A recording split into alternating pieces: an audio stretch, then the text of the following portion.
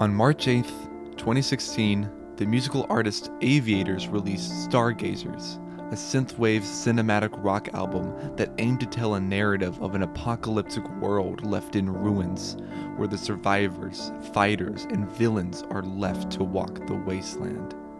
The album mixes in lots of sounds from 90s new wave and synth pop. It's a concept album at its full potential, expanding a greater world, following up from one of Aviators' earlier LPs, Building Better Worlds. As of the time making this video, it's been 5 whole years since the project's release. I can remember myself in middle school back in spring 2016, asking my father to order the album for me since I had no money to pay for it online. I was familiar with Aviators back during my brony phase. I could always recall my memories of tuning into his music because I could tell he had something the other My Little Pony music artists didn't. I couldn't quite put my finger on it at the time, but after hearing Stargazers, I realized just what that is. I'd make the claim that not only is Aviators one of the best indie producers I've heard, but one hell of a storyteller. Never in my life had I heard something so moving and cinematic. The album clocks at 90 minutes, which helps create this movie-like feel the project brings. Every song feels larger than life itself. The descriptive songwriting forms a vast and wide image of the universe Aviators composed. There are just too many aspects and details that he brings to this project, it gets kinda hard to put it all down in this script. So join me on this retrospective as we look back and delve into the world Aviators created, track by track. A world plagued by chaos, fear, manipulation, war, and deception. A post-apocalyptic future no amount of ammunition can prevent. Countless battles fought. True love a million miles away. Redemption never gained. And the only thing to show for it is the toxicity that rains down upon the weary. Where society fell and the people withered away, the survivors rebuild and take control of what remains. Immortality is nothing more than a construct. Sinners rise to God status, whilst the common are left to the wolves. To some, this is the end. To others, their paradise. When there's nothing left but oblivion, it's up to the Stargazers to create anew.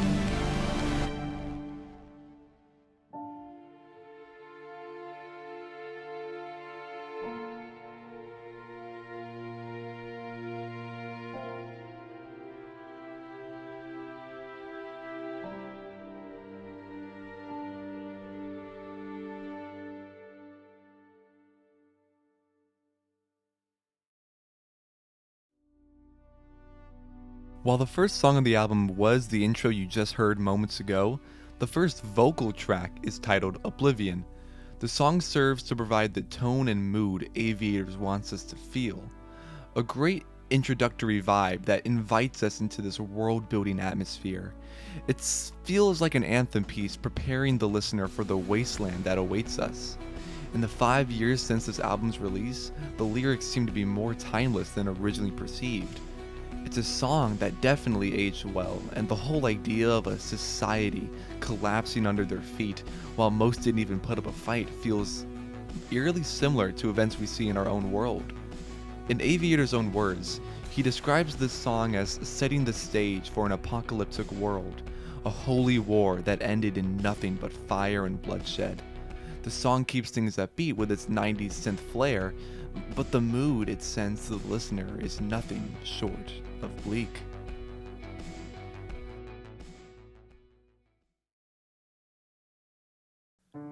The second song, titled Welcome to Paradise, is a great transition from setting a mood to building a world. If Stargazer's intro was the opening credits, and Oblivion provided the tone, then Welcome to Paradise is the setting shots. It delves into this prolific war that transpired before everything was left in ashes. The song itself feels grimy and industrial, something that works in Aviators' favor when it comes to world building. It also has an anthem-like feel, but less upbeat and more cutthroat. The soft piano playing, the hard hits of the drums. It's songs like these on the album that create this large cinematic feel. It gives this maximalist spectacle to it all. When Aviators released the song on YouTube, it's categorized as a Fallout song, which, if you're aware of the game series and the world inside of said game, it feels very, very fitting. Aviators tends to categorize his music with games, movies, shows, and cartoons. I have no problem with this, however, because each song perfectly stands on its own, but if you know the source material, it only heightens your interest. None of this should be surprising, coming that most musical artists today take their aesthetics and sounds from other projects and narratives.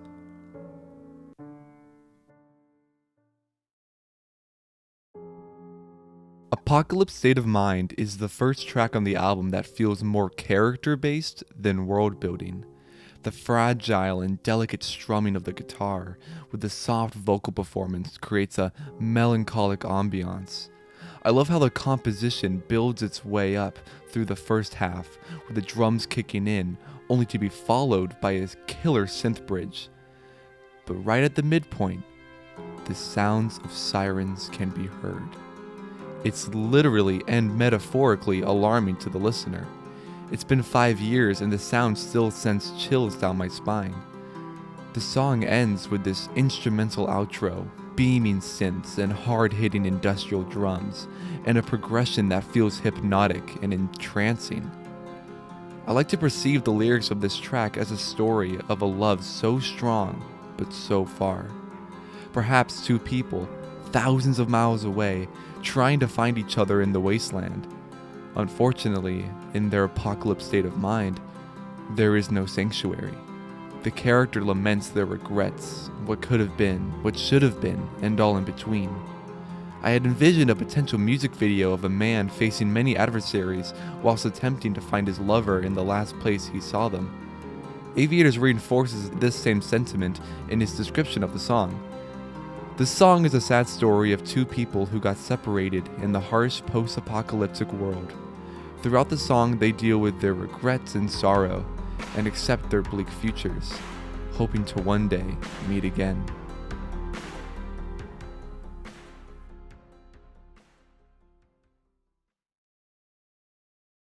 The follow-up to such a wistful track like Apocalypse State of Mind is an upbeat rock anthem titled Immortal.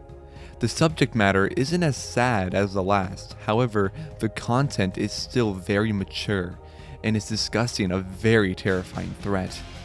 The song evokes the voices of the people stuck in a totalitarian society. It's the cries and shouts of an oppressed community needing to be heard, the last bastion for the freedom we as people so desire. Much like the first two songs on Stargazers, the songwriting puts light on this great war that transpired sometime in the past. Immortal adds more context by opening the idea of a more fatalistic attitude to it all. It won't matter what the turnout is because we are immortal. The legends remain. They always say you die twice. Once when you gasp your last breath, and second when your name is said one last time.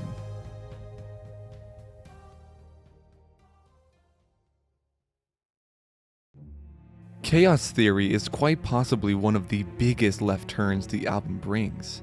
I can't help but feel a narrative is beginning to appear. The album is about the world, there's no doubt about it, but it becomes quite clear that there are characters being developed. At this point in the story, we've seen two lovers aspiring to meet once again, soldiers poised in battle for the salvation of Earth, and in Chaos Theory, we're introduced to what I'll call the Maniac. A character that finds the current circumstance as a way to seek retribution, a vengeance boiling inside. and out to enact their darkest desires. I believe this character echoes the true horror of Stargazers. Nothing is scarier than the unknown, and nothing is more unknown than chaos. This track is our introduction to this persona, but for them, it's a phoenix-like rebirth. Aviators specifically noted that the song is meant to elicit a rise from the ashes type origin story.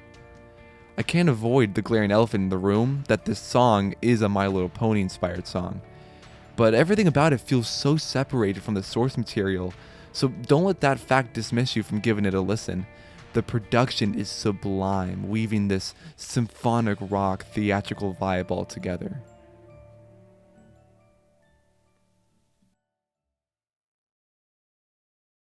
After the haunting aura that was Chaos Theory, we transition to a story of triumph, persistence, and pure will.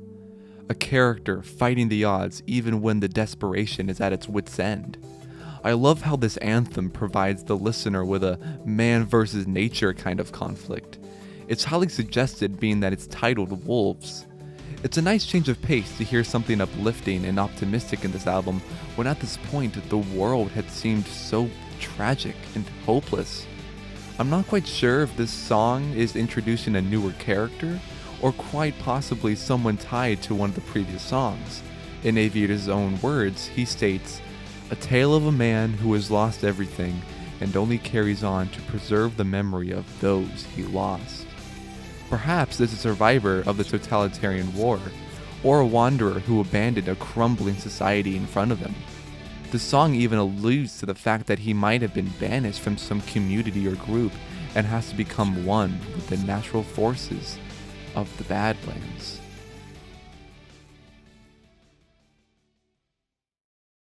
Keeping the bright themes going, Aviator celebrates a strong romance, metaphorically using video games.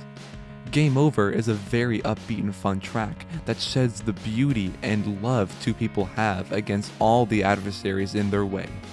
Clearly, the track is harking back to many of the 2000s pop punk and electronic scenes at the time. It's a very fun and satisfying synth rock beat. I feel as if the song is telling the story of the same lovers from Apocalyptic State of Mind. However, there isn't much backing to this other than the love theme in both songs and how their perseverance and unrequited feelings for each other trump all those that stand in their way.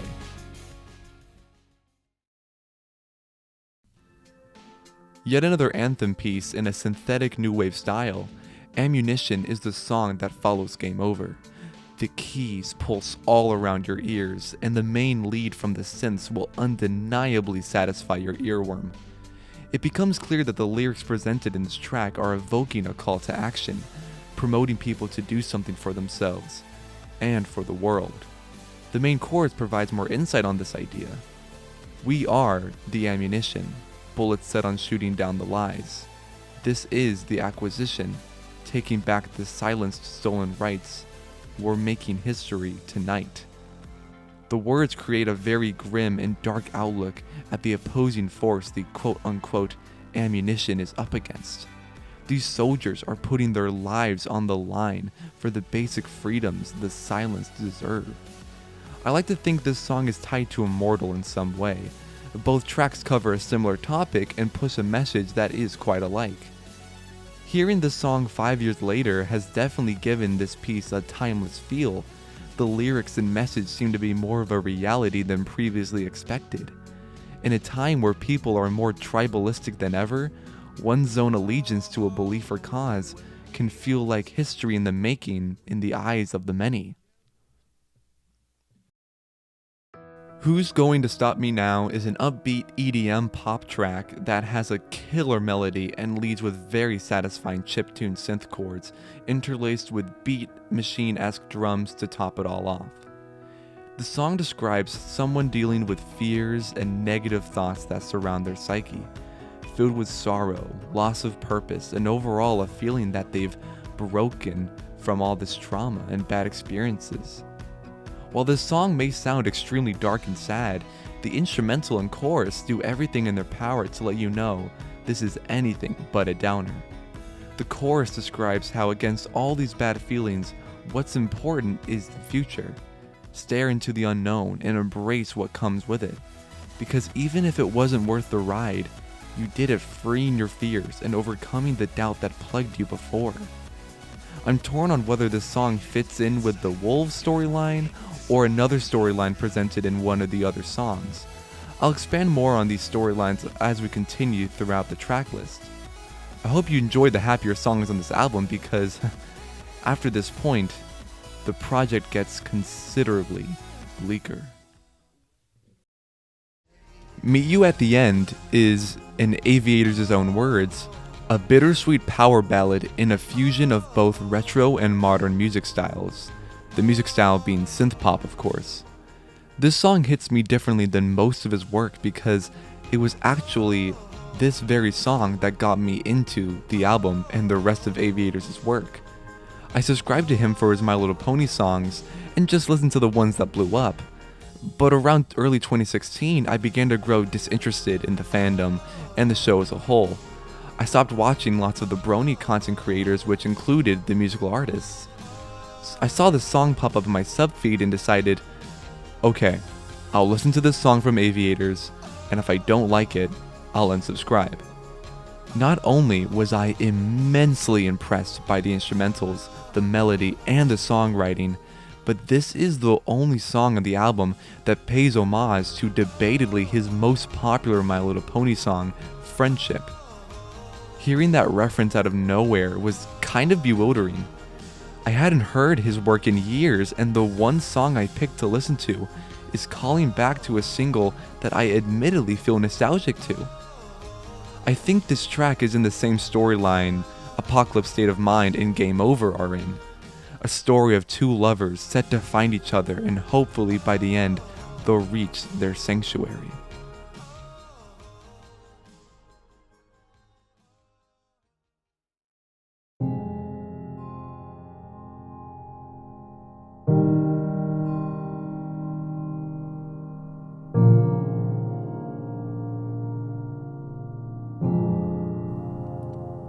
Requiem for the Hunter is my favorite song on Stargazers. Saying that feels weird because this is the one track he never uploaded on his main channel. It's available on streaming, on Bandcamp, and of course playlists and archives, but Aviators never released this song as a single video. I went back and found a comment I made where he describes this track as more of an album story song than a single that is deserving of a whole upload. While that was disheartening to hear back then, knowing that this song is exclusive to the album makes me love it even more. This song is a slow, grim, and dark ballad piece that details someone losing all hope in the wasteland. The end has come and left us all. I'm hunting down a dream that burned away.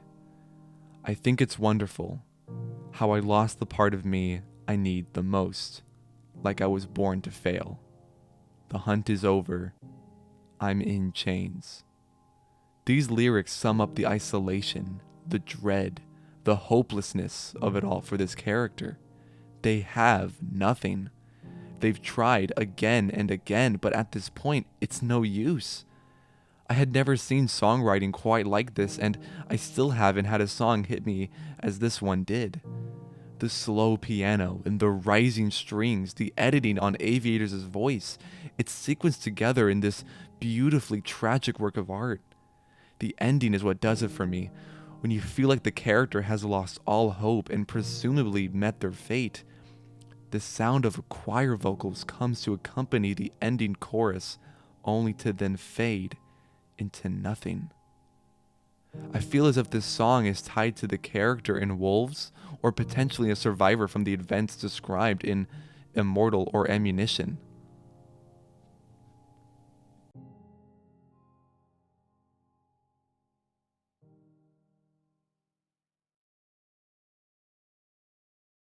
Losing Control is a song about paranoia in its purest form. It's a hyperdrive of synth-wave goodness where you'll literally be able to hear the neon lights shimmering in your mind. It would be bad enough that the character in question is dealing with immense paranoia, but this is during an apocalyptic upbringing, where people will do anything it takes to survive. The BPM in this track specifically creates a very worker ant dance movement for me. It's hard to explain, but there are just those songs that make your body move as if you're just an ant doing a minuscule task for your whole life, all going to the empire that reigns above. Perhaps this is what Aviators' goal for the track, maybe not. But nonetheless, it's some exceptionally great work and a highlight on the album for sure. This track gives a similar thematic tone to Oblivion and Welcome to Paradise, an apocalyptic city that tears itself from the inside as stress, fear, paranoia, and discourse bleed out in the people that inhabited it.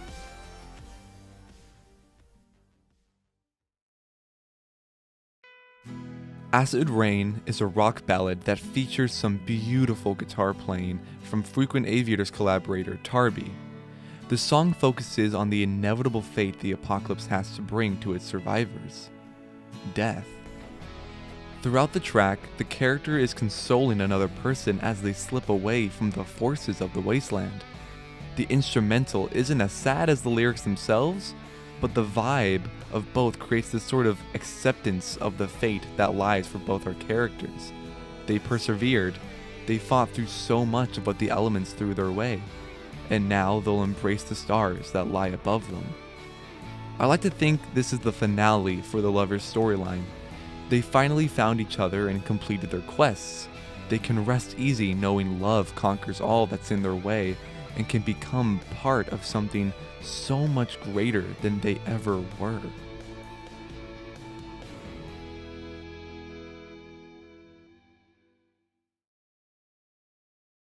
The last song on the album is probably the most sinister one of them all. Not like that's much of a surprise when on the YouTube upload, Aviators calls it a quote-unquote grim-dark serial killer song, which is a perfect way to describe it. This song is not only the longest of the album, clocking it at 8 minutes, but gives the project a sense of finality, whilst hinting there are more stories to be told in this universe. The song specifically describes someone who has decided to take the predicament they're in and use it to their advantage. When nothing but the Badlands remains, one must step up and become the reaper of the new world.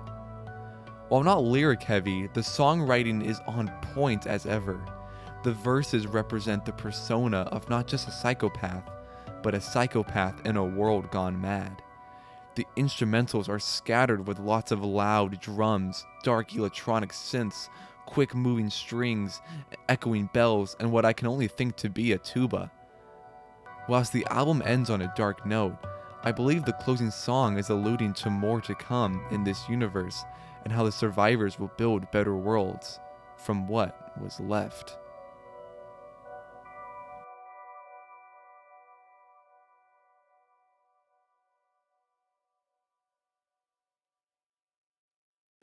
Now that we've gotten a taste for each song, I feel like it's integral to expand on what I meant by different storylines in the album.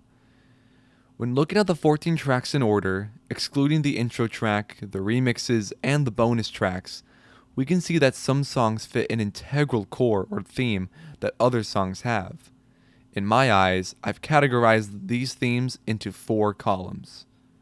The 4 themes I see in the project are the ideas of love, war, chaos, and most importantly, society. Now, of course, these songs have much more to say than just these fundamentals, and we could delve into the intricacies for each theme, but for the sake of simplicity, I feel like this does enough to get the message across. Let's start with love and see how these songs can connect. Apocalypse State of Mind is clearly setting the stage for these two lovers. They desire to see each other. They need each other. And they regret all the times they weren't together. I see this as not an end for the characters, but the beginning of their long journey ahead. Game Over follows right after describing a bright-minded fantasy to when times were better, when they were right by each other's side. Perhaps one of the characters is imagining this in their head while on their journey. Perhaps this is not in the too distant past or years and years ago. Meet You at the End continues to strive to find each other and how their self-doubt and sorrow are getting to them. It's possible they'll both die finding each other and all of it was worth nothing. However, they continue on this road because they'll meet each other at the end, someday. Acid Rain closes the story with the lovers finally uniting. They made it all the way and they found each other. Unfortunately, the lyrics tell a much more grim tale. Either one of the lovers or both of the lovers is dying. They aren't going to be able to make it much longer in this wasteland. But this isn't a sad ending, far from it. It's probably the happiest ending in this album because they die fulfilling what they saw as their life's mission. To get to see each other one last time. I like to think the lovers die in each other's arms, waiting for when they'll see each other in the afterlife, living happily ever after.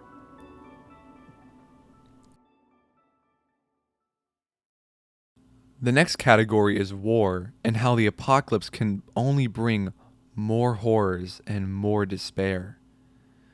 We start with Immortal, which is the setting stage for a strong and large army, countless fighters waiting to put their life on the line for something they believe in. Perhaps they don't fully understand what they're up against, but the spirits are high, the fight is dense, and the legends remain. We continue into Ammunition, which I feel details the small army left over from the carnage. The confident and bright-eyed soldiers from before are scared, angry, vengeful, and determined. They are the last line of defense. Whatever the enemy is, there are just too many. A literal sea of faces. Even if everyone in this battle dies, their freedom won't. I finally put Requiem for the Hunter as the finale because I feel like it's encapsulating the story of a surviving soldier. All his brothers and sisters are dead. Buried all the bodies he could. He didn't just lose the battle, but the war. And he's living while the rest died for their cause. A character who had seen so much death, so much bloodshed, and so much hell. Only a soldier knows what true persistence looks like. But this soldier has fought one too many times. It's his time to rest. Time to leave the earth and any shred of the war that took place. The Chaos storyline details a character I previously named the Maniac, a sick and twisted individual who is deciding to use his predicament for his own gain. Chaos theory suggests that the Maniac has experienced immense trauma and wants vengeance. Instead of taking it out on the targeted individuals, however, he's going to take vengeance on the world. If the planet is already in disarray, what's the big deal if a little more chaos ensues? The apocalypse wasn't a tomb for the Maniac, it was his salvation. We catch up with the Maniac in the finale song, Remains, which explores the murderous rampage the Maniac has done. We see a significant amount of disdain, lack of empathy, and hatred boil in the Maniac during the song. His place in this new world was to wreak havoc. However, it appears he's turned to a more sophisticated yet darker path. Murder seems to be the only desire on his mind. It's gotten so bad that it appears he seems like a savior of sorts. The apocalypse seems to have warped his perception of life itself. He's not killing these people, he's saving them, guiding them to a better place, and gifting them eternal happiness. It's sick. It's disturbing, but it's beautiful. It's magnificent. It's madness. And at the end of the day, it's all that remains. The final theme, and probably the most cryptic of the four, is the theme about society, humanity, civilization. We begin with Oblivion, which, as I stated before, sets the stage for a grand city. A city filled with as much corruption, genocide, and war as one can imagine. It's not pretty, but it's standing. How does this community thrive? Simple, through the depravity of the leaders overseeing it all. Oblivion is telling us what this world has come to. a world where no one wins when justice dies. Oblivion is followed by Welcome to Paradise, which focuses on the corruption that bleeds through this society and the land surrounding it.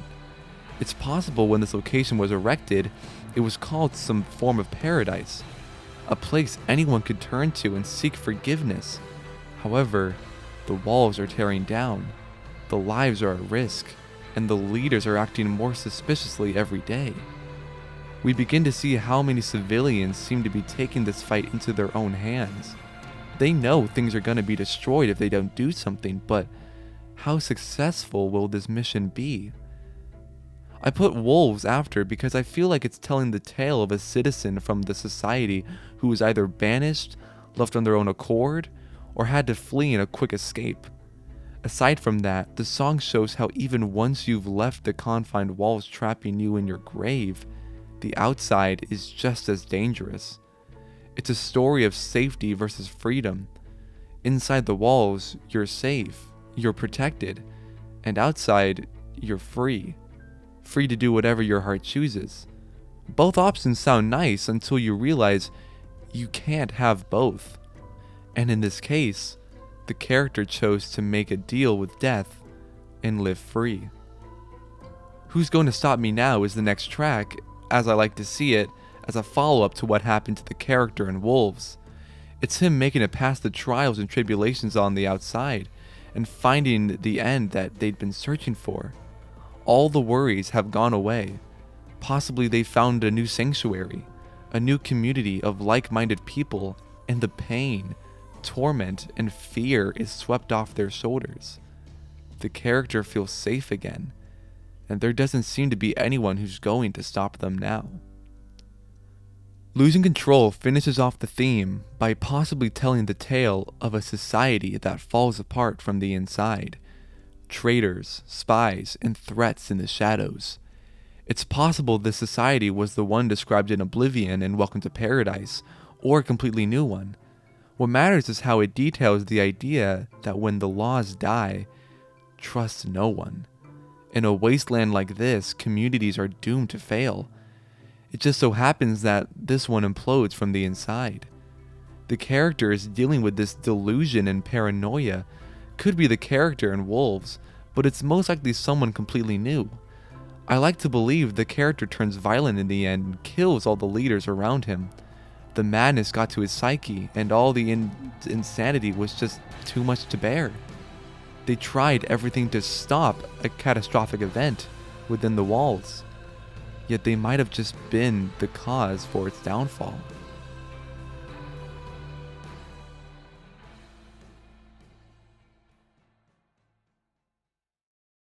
While looking into the meaning of each song and fitting them together on a timeline is fun and all, it's really just speculation.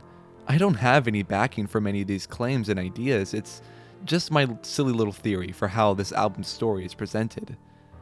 Well, there is this fun little gag I noticed on the Bandcamp page where on the CD copy he states, "Misprint notice. The track list on the back cover of the CD may not match the CD song order. Track 10 and 11 have mysteriously swapped places. Legend has it that the songs organize themselves in this true order due to some magic ritual performed over one of my YouTube videos." This is amusing to me because on my CD, track 9 and 10 swapped places. These tracks are Meet You at the End and Who's Going to Stop Me Now. Maybe this quote-unquote true order is worth looking into, but since my copy of the CD doesn't even correspond with the notice, it's probably not worth my time to look into it. Aside from all that, there is one theme I feel is the true message of the album. At its core, the album is about optimism, perseverance, dreamers. It's about the Stargazers, the people looking at the sky for a better future when there doesn't seem to be a future in sight. The lovers fighting to see each other once more, the soldiers risking it all for the dream of a better future, the maniac aspiring for his next kill, and society anticipating a new world to rise from the ashes. Overall, Stargazers is an album for the idealist, the people who take fate into their own hands and embrace what comes its way. And what a way to show such dedication than by putting them at the literal end of the world.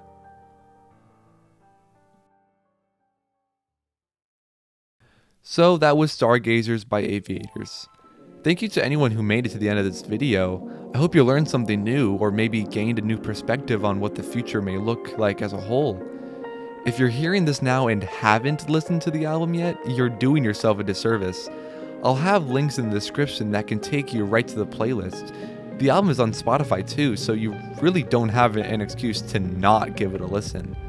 This album is probably one of my favorite projects from an indie producer, and I don't expect that to change anytime soon. Aviators did one hell of a job, and he should be proud looking back 5 years later. Anyway, that's all I have for this video. Thanks for watching, and let's all pour one out for the Stargazers.